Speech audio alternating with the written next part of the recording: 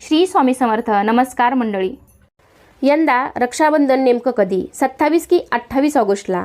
तसेच या दिवशी चंद्रग्रहण सुद्धा असणार आहे. त्यामुळे राखी बांधण्याचा शुभ मुहूर्त काय असणार आहे, तसेच चंद्रग्रहण कधी लागणार आहे, कधी संपणार आहे, तसेच रक्षाबंधनाच्या दिवशी आपल्या लाडक्या भावाला राखी बांधण्याइतकेच त्याला ओवाळणे देखील महत्त्वाचे आहे. तर रक्षाबंधनाला भाऊ आपल्या घरी येणार आणि आपण त्याला ओवाळणार. तर जे आपण ओवाळतो त्याला औक्षण असे म्हटलं जातं.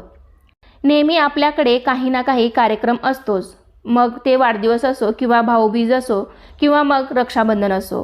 तर अशा वेळी आपण औक्षण करत असतो. पण ते औक्षण का केलं जातं, तर योग्य पद्धतीनं औक्षण कसं करायचं, औक्षण करताना त्या ताटामध्ये काय काय असायला हवं, त्याचा नक्की अर्थ काय आहे, त्या वस्तूंचा नक्की अर्थ काय आहे आणि औक्षण कसं करावं, अशी संपूर्ण माहिती आपण आजच्या व्हिडिओमध्ये पाहणार आहोत. त्यासाठी हा व्हिडिओ शेवटपर्यंत नक्की बघा. पण त्याआधी आपल्या तुम्ही चॅनलवरती नवीन असाल तर चॅनलला नक्की सबस्क्राईब करा. लगेचच आजच्या व्हिडिओला सुरुवात करूयात.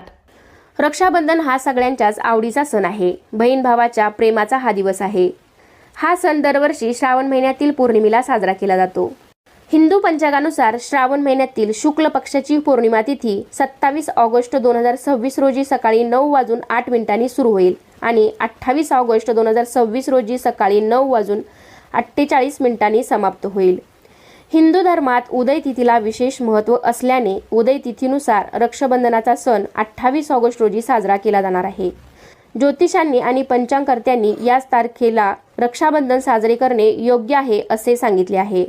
28 ऑगस्ट रोजी रक्षाबंधनाला राखी बांधण्याचा सर्वोत्तम शुभ मुहूर्त सकाळी 6:23 पासून ते सकाळी 9:48 पर्यंत असणार आहे.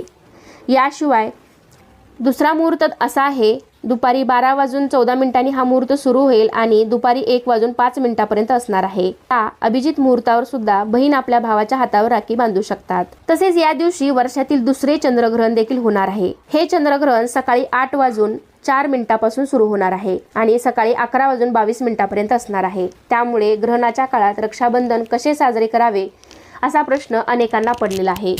मात्र हे चंद्रग्रहण भारतात दिसणार नसल्यामुळे त्याचे कोणतेही परिणाम, कोणतेही धार्मिक नियम किंवा वेद पाळण्याची गरज नाही. त्यामुळे कोणताही संकोचाशिवाय तुम्ही शुभ मुहूर्तावर राखी बांधू शकता.